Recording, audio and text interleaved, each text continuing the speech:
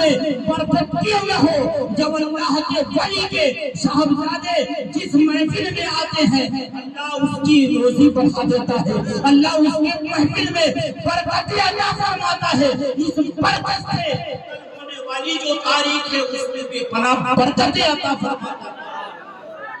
بے پناہ برکت عطا فرماتا ہے۔ اس لیے کل ہونے والی جو لڑکی ہے الحمدللہ، جس لڑکی کی شادی ہو رہی ہے الحمدللہ تعلیم یافتہ ہے، تعلیم یافتہ ہے، صوم و صلاۃ کی پابند ہوگی،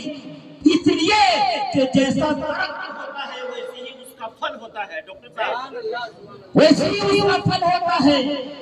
ماشاءاللہ درخت اتنا خوبصورت ہے، اتنا خوبصورت ہے کہ پوری کائنات مل کر اس درخت کی قیمت لگا نہیں سکتی ہے، اسی لیے یہ درخت کسی اور کے ہاتھ نہیں بکا ہے، یہ درخت بکا ہے تو شہزادہ طبیب ملت علامہ اختر اللہ اخلاقی قادری کے ہاتھ بکا ہے، جس کی قیمت کوئی لگا نہیں سکتا، جس کی قیمت کوئی لگا نہیں سکتا۔ شاعر فرماتے ہیں جب تک بکے نہ تھے تو کوئی پوچھتا نہ تھا، تو نے خرید کر مجھے انمول کر دیا، تو نے خرید کر مجھے انمول کر دیا۔ ایک عام آدمی کی حیثیت ان کی حیثیت کے برابر نہیں ہو سکتی، اس لیے یہ کسی اور کے ہاتھ نہیں بکے ہیں، شہزادہ طبیب ملت کے ہاتھ بکے ہیں۔ تو اس کا مرتبہ وقار بڑھ جاتا ہے، نہیں بکا ہے وہ شیطان کے ہاتھ بکے گا۔ اس لیے دنیا میں ہے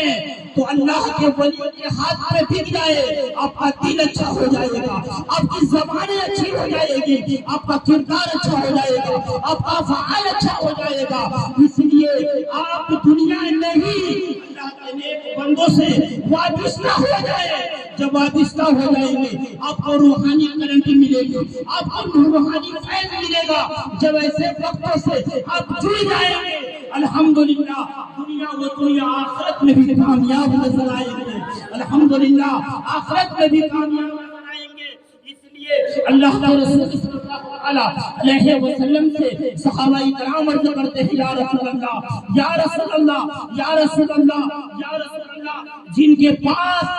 کے پاس اللہ کے رسول صلی اللہ علیہ وسلم فرماتے ہیں اے میرے صحابہ میں ایک بات کہہ رہا ہوں جو غور سے سنو، اے میرے صحابہ میں ایک بات کہہ رہا ہوں توجہ سے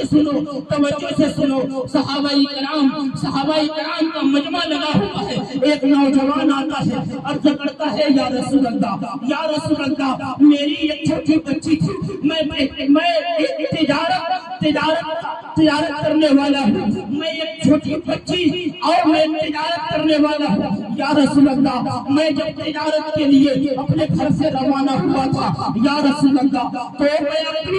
اپنی شریک حیات کے شکل میں اپنی امانت چھوڑ کر گیا تھا یا رسول اللہ جب میں واپس آیا تو اپنی شریک حیات سے پوچھا میری شریک حیات جو تمہاری شکل میں اپنی امانتیں چھوڑ کے گیا تھا اس کا کیا ہوا؟ میری شریک حیات ڈر کے مارے عرض کرتی ہے میرے شوہر نامدار جو بچی پیدا ہوئی تھی اس بچی کا میں نے قتل کر دیا ہے، اس بچی کا میں نے گلا دبا دیا ہے۔ ان کی شریک حیات ڈر کے مارے جھوٹ بولتی رہی، لیکن اپنی بچی کو پڑوس کے گھر میں پروان چڑھنے کے لیے رکھ دی، پلنے کے لیے رکھ دی۔ جب کچھ دن کے بعد ان کی شریک حیات دیتے ہیں تو فرماتے ہیں یہ بڑی خوبصورت بچی ہے، ان کو دیکھتا ہوں تو دل کو قرار ملتا ہے، سبحان اللہ، ان کو دیکھتا ہوں تو دل کو سکون ملتا ہے، ان کو دیکھتا ہوں تو بہت پیار آتا ہے۔ آقا جب میری شریک حیات کو یہ یقین ہو گیا کہ اب اس کو کوئی قتل نہیں کرے گا، اب اس کا کوئی مرڈر نہیں کرے گا، اب میرے شوہر نامدار اس کو ماریں گے نہیں، تو میری شریک حیات عرض کرتی ہے اے میرے شریک حیات جب آپ تجارت کے لیے روانہ ہوئے تھے جو آپ اپنی امانت میرے شکم میں چھوڑ گئے تھے وہ کسی اور کی لڑکی نہیں ہے، یہ آپ کی ہی لڑکی ہے میرے شوہر نامدار. میں اتنا جب کہا تو اللہ اکبر میرے شوہر کے سر کے اوپر کفر سوار تھا یا رسول اللہ, میرے اوپر کفر سوار تھا یا رسول اللہ. میں اپنی لڑکی کا انگلی پکڑا اور ایک فوارہ لیا, راستے سے گزر گیا, جنگل کی طرف روانہ ہوا. یا رسول اللہ یا رسول اللہ, میری لڑکی چیختی رہی, چلاتی رہی, پوچھتی رہی یا رسول اللہ. میں جب گڑھا کھود دیا اور اس کے اندر دفن کر دیا. اللہ کے رسول صلی اللہ علیہ وسلم فرماتے ہیں آگے بولو کیا ہوا. وہ انتظار کی آدمی کہتا ہے یا رسول اللہ میں اس کو دفن کر دیا, اس کی گونج کی آواز میرے کانوں سے اب تک ٹکرا رہی ہے. میرے آقا فرماتے ہیں آگے بولو کیا ہوا. وہ عرض کرتا ہے یا رسول اللہ وہ چیختی رہی, چلاتی رہی, میں مٹی چڑھا کر کے واپس آ گیا. پھر میں سوچا کہ میرے گناہ کی بخشش ہوگی یا نہیں. میرے آقا فرماتے ہیں دونوں عالم کے مالک و مختار فرماتے ہیں جو اللہ کی بارگاہ میں صدق دل سے توبہ و استغفار کرتا ہے اللہ اس کے توبہ کو قبول فرماتا ہے.